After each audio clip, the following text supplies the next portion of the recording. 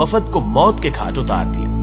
اس کی اس حرکت پر سلطان نے ایک فوجی افسر حمزہ پاشا کو 20,000 سپاہیوں کا دستہ دے کر ویلاڈ کو گرفتار کرنے بھیجا۔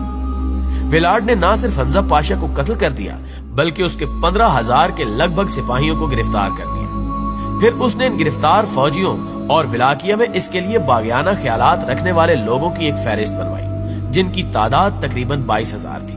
اس نے تمام مرد و زن کو ایک میدان میں جمع کیا اور اپنے سپاہیوں اور جلادوں کو حکم دیا کہ ان سب کی کھالیں اتار دی جائیں۔ اس کے بعد کھال اترے تڑپتے لوگوں کو لکڑی کے نوکدار بانسوں میں پیرو کر زمین میں گاڑ دیا گیا۔ ان کی اذیت ناک چیخوں سے گونجتے اسی میدان میں ویلاڈ نے اپنے لیے شاہی میز لگوائی اور ان کے جسموں سے رستے ہوئے خون میں روٹی ڈبو کر مزے سے کھاتا رہا۔ اس کے بعد ویلاڈ نے سلطان سے کھلم کھلا اعلان بغاوت کرتے ہوئے سلطنت عثمانیہ کے کچھ علاقوں پر قبضہ کر لیا۔ اس کی اسی سرکشی اور بغاوت کو کچلنے کے لیے سلطان نے 1.5 لاکھ سپاہیوں کے لشکر کے ساتھ ولاکیہ کی طرف پیش قدمی کی۔ جب عثمانی فوجیں اس کے علاقوں کے قریب پہنچ گئیں تو ایک رات ویلاڈ نے سلطان کے خیمے پر حملہ کر دیا، لیکن اس خیمے میں سلطان کی بجائے اس کے کچھ وزیر موجود تھے۔ اپنی اس ناکام کوشش کے بعد وہ علاقہ چھوڑ کر فرار ہو گئے۔ کچھ دن بعد سلطان کا لشکر اس جگہ تک پہنچ گیا جہاں اس نے 4-5 ماہ قبل 22,000 لوگوں کو نیزوں میں پیرو کر زمین میں گاڑا ہوا تھا، اور یہ سارا علاقہ انسانی لاشوں کا ایک جنگل دکھائی دے رہا تھا۔ ان لاشوں میں ہر عمر کے مردوں کے ساتھ ساتھ عورتیں اور یہاں تک کہ اپنی ماؤں سے لپٹے شیرخوار بچے بھی تھے جنہیں اس درندے نے میخوں کے ساتھ گاڑ رکھا تھا۔ حتیٰ کہ عثمانی فوج بھی سڑک کے دونوں طرف نیزوں پر ٹنگی بے کھال لاشوں کی لمبی قطاریں دیکھ کر وحشت زدہ ہو گئی۔ بہت سی لاشوں کو جانور نوچ نوچ کر کھا چکے تھے اور کئی نیزوں پر پرندوں نے گھونسلے بنا لیے تھے۔ ویلاڈ خود تو بھاگ چکا تھا لیکن اس نے اپنے پیچھے 6,000 فوجیوں کا ایک دستہ تعینات کر رکھا تھا۔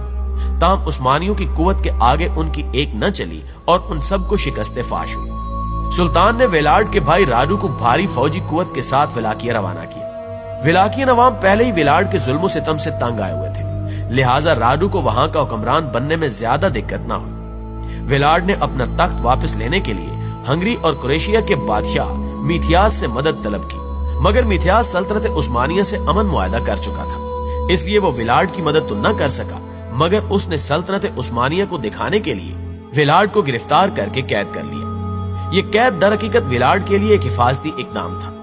وہ تقریباً 13 سال تک ہنگری میں نظر بند رہا۔ اس کے بھائی راڈو کی موت کے بعد میتھیاس نے مولڈاویا کے بادشاہ کی اسٹیفن کی درخواست پر اسے رہا کر دیا، جس کے بعد سن 1476 میں ویلاڈ نے ولاکیہ کے نئے حکمران بسارب لیوٹا سے تخت چھین کر دوبارہ ولاکیہ پر قبضہ کر لیا، مگر 1 ماہ بعد ہی بسارب نے سلطنت عثمانیہ کی بھرپور مدد کے ساتھ ولاکیہ پر حملہ کیا اور ویلاڈ کو موت کے گھاٹ اتار دیا۔ عثمانی فوج نے ویلاڈ کی لاش کے ٹکڑے کر ڈالے اور ویلاڈ کے ساتھ ساتھ اس کے سہولت کار مولڈاوین سپاہیوں کے سر قلم کر کے سلطان محمد فاتح کو استنبول بھجوا دیے، جہاں ان سروں کو اسی طرح لکڑی کے بانسوں میں پیرو کر شہر بھر میں لٹکا دیا گیا، جس طرح اس درندے نے ہزاروں ترک فوجیوں اور بے گناہ لوگوں کی لاشوں کا جنگل بنایا تھا۔